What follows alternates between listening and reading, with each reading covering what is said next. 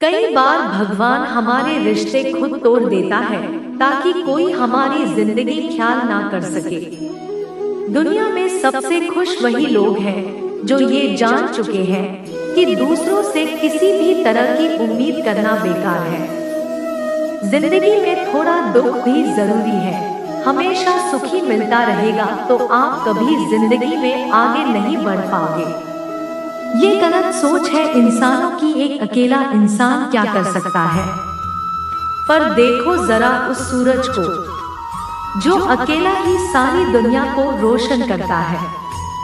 भाग्यशाली वो नहीं होते जिन्हें सब कुछ अच्छा मिलता है, बल्कि भाग्यशाली वह होते हैं जिन्हें कुछ भी मिलता है उसे वह अच्छा बना लेते हैं। गीता में लिखा है, जब इंसान की जरूरत बदल जाती है तब उसके बात करने का तरीका भी बदल जाता है। फायदा सबसे ग्रे हुई चीज है। लोग उठाते ही रहते हैं। हारता वो है जो शिकायत बार बार करता है और जीतता वो है जो कोशिश 1000 बार करता है। जिसे इंसान को हम बेहद प्यार करते हैं वही इंसान हमारा सबसे ज्यादा फायदा उठाता है, क्योंकि वो इंसान जानता है कि हमारी कमजोरी क्या है। इतने समझदार बनो कि किसी को माफ कर दो, लेकिन इतने बेवकूफ मत बनो कि धोखा देने वाले पर दोबारा विश्वास कर बैठो। उम्मीद मत छोड़ना, कल का दिन आज से बेहतर होगा। जिंदगी में उस लेवल तक पहुंच जाओ कि लोग आपको खोकर बचता है। जीवन में कभी भी किसी से अपनी तुलना मत कीजिए। आप जैसे हो सर्वश्रेष्ठ, क्योंकि स्वर की हर एक रचना सर्वोत्तम होती है। खुद को किसी से कम समझना ईश्वर की रचना का अपमान है। इंसान का मन ही उसका सबसे बड़ा दुश्मन और उसका सबसे बड़ा दोस्त होता है। यदि मन आपसे जीतता है तो आपका दुश्मन बन जाता है, और यदि आप मन से जीतते हो तो आपका सच्चा दोस्त बन जाता है। यदि कोई आपको नजरअंदाज करे तो बुरा मत मानना, क्योंकि लोग अक्सर अपनी हैसियत के हिसाब से चीजों को नजरअंदाज करते हैं। उन लोगों के पीछे कभी मत भागना जिन लोगों को आपकी कोई परवाह नहीं। श्री कृष्ण कहते हैं, गलती हर इंसान से होती है, लेकिन गलतियां सुधारता वही इंसान है जो दिल का साफ होता है और रिश्तों को खोना नहीं चाहता। जिंदगी का सबसे बड़ा थप्पड़ किसी से की गई उम्मीद मारती है। कभी कभी इंसान ना टूटता है ना बिखरता है, बस हार जाता है। कभी खुद से तो कभी किस्मत से तो कभी अपनों से। हर जिंदगी में खुद को समय जरूर दे, क्योंकि पहली जरूरत आप खुद। याद रखना कि जरूरत से ज्यादा अच्छे बनोगे तो जरूरत से ज्यादा इस्तेमाल किए जाओगे। रिश्ते चाहे कितने भी बुरे हो उन्हें कभी मत तोड़ना, क्योंकि गंदा पानी प्यास बुझाने के काम नहीं आता, पर आग बुझाने के काम जरूर आता है। जमाना जब भी मुश्किलों में डाल देता है तो परमात्मा हजारों रास्ते निकाल ही देता है। विश्वास करने वाले से ज्यादा बेवकूफ विश्वास को तोड़ने वाला होता है, क्योंकि वह सिर्फ एक छोटे से स्वार्थ के लिए एक अच्छे इंसान को खो देता है। भलाई करते रहो, पानी की तरह बुराई खुद ही किनारे लग जाएगी। कचरे की तरह जब कोई समझे नहीं तो उसे समझाने की जरूरत ही क्या है। जब कोई माने नहीं तो उसे बताने की जरूरत ही क्या। सच्चे दिल से किसी जरूरतमंद की मदद करके तो देखो। अगर दिल को सुकून ना मिले तो कहना, जिसे जाना है उसे जाने दो। अगर वो आज रुक भी गया तो कल चला जाएगा।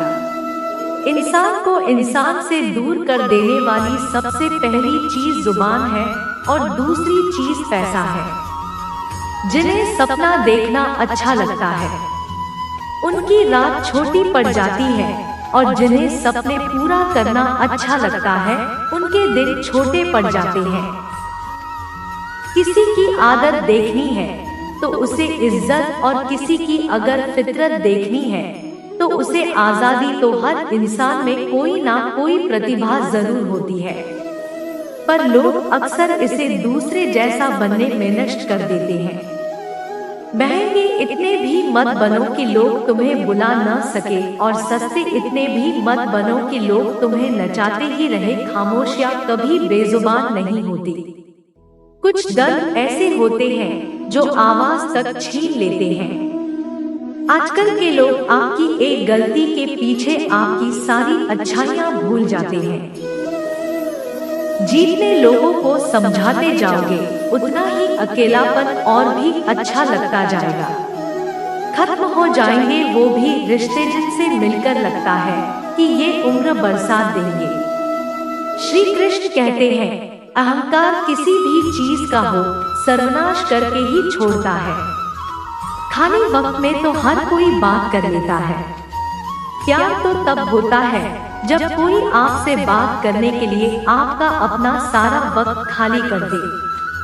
सब कुछ ठीक करने का इंतजार करोगे तो बैठे ही रह जाओगे। आप हिम्मत करो, खुद उठो, अपनी जिंदगी में सब कुछ ठीक कर दो। लोग पहचानना ही भूल जाए, इससे पहले अपनी पहचान बना लेनी चाहिए। एक बार एक राजा ने भगवान श्री कृष्ण का मंदिर बनवाया और उसमें मूर्ति की पूजा करने के लिए एक पंडित को रखा। हर रोज अपनी मंत्री से कहकर मंदिर में एक माला भेजवाता था और पंडित जी को वो माला श्री कृष्ण को चढ़ाना होता था। उसके बाद राजा जब दर्शन के लिए आता था तो पुजारी को माला भगवान की मूर्ति के ऊपर से निकालकर राजा के गले में पहना देता हूँ। कई सालों तक ऐसा चलता रहा। पंडित जी अब बूढ़े हो चुके थे।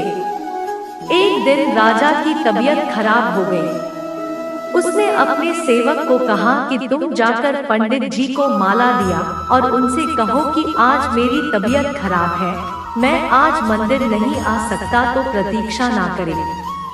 फिर राजा का सेवा वो माला लेकर पुजारी के पास गया और पूरी बात बता दी। पुजारी जी ने वह माला मूर्ति को चढ़ाई और सोचने लगे, इतने सालों से यह परंपरा चली आ रही है, लेकिन मैंने कभी भगवान का माला उतारकर खुद नहीं पहनी। शायद आज भगवान की यही इच्छा है कि ये माला मैं पहनूं, इसलिए भगवान ने आज राजा को नहीं भेजा, इसलिए आज अच्छा मौका है। ये माला मैं निकालकर खुद पहन लेता हूँ। फिर उस पंडित ने भगवान की मूर्ति से माला निकालकर खुद पहन ली। इसी बीच राजा का सेवक दौड़ के पंडित के पास आया और पंडित जी को कहने लगा कि राजा जी को ठीक नहीं लग रहा है, उनकी तबीयत और बिगड़ गई है, इसलिए अब वो प्रभु के दर्शन करना चाहते हैं। वो आ रहे हैं। उनकी सवारी जल्दी अभी मंदिर में आएगी। उन्हें लगा कि यह परंपरा कहीं ना जाए, इसलिए वो आज भी मंदिर में आ रहे हैं। जब पंडित जी को इस बात का पता चला तो उन्होंने फटाफट माला अपने गले से उतारी और जाकर फिर से भगवान की मूर्ति को चढ़ा दी। फिर कुछ देर बाद राजा वहां आए और रोज की तरह पंडित जी ने भगवान के ऊपर से माला निकाली और राजा को पहना दी। अब राजा ने उस माला को देखा तो उस माला में एक सफेद बाल नजर आया। राजा यह समझ गया कि यह बाल पंडित का है। राजा ने पुजारी से पूछा, क्या ये माल आपने पहनी थी? इसमें सफेद बाल कहाँ से आया?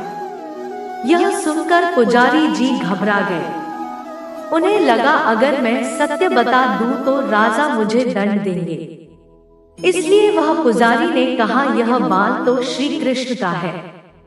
राजा को सुनकर बहुत ही गुस्सा आया। उसने कहा, तुम झूठ बोल रहे हो, भगवान के बाल सफेद कब से होने लगे? राजा ने कहा, मैं फिर कल आऊंगा और श्रृंगार के समय देखूंगा कि उनके बाल सफेद हैं। काले अग्रवाल काले निकले और सफेद नहीं निकले तो आपको कल ही मृत्यु दंड दिया जाएगा, क्योंकि आपने मुझसे झूठ बोला है। राजा यह कहकर वहां से चला गया। इधर पुजारी भगवान के चरणों में गिरकर रोने लगे कि हे प्रभु, मुझे माफ कर दीजिए, मैं लोभ में आ गया था। मुझे लगा मुझे यह माला पहन लेनी चाहिए। मुझे बचा लीजिए, नहीं तो कल राजा मुझे मार देगा। तो पुजारी पूरी रात भगवान के चरणों में गिरकर रोने लगा, करने लगा कि प्रभु मुझे बचा लीजिए। अगली सुबह राजा मंदिर पहुंचा।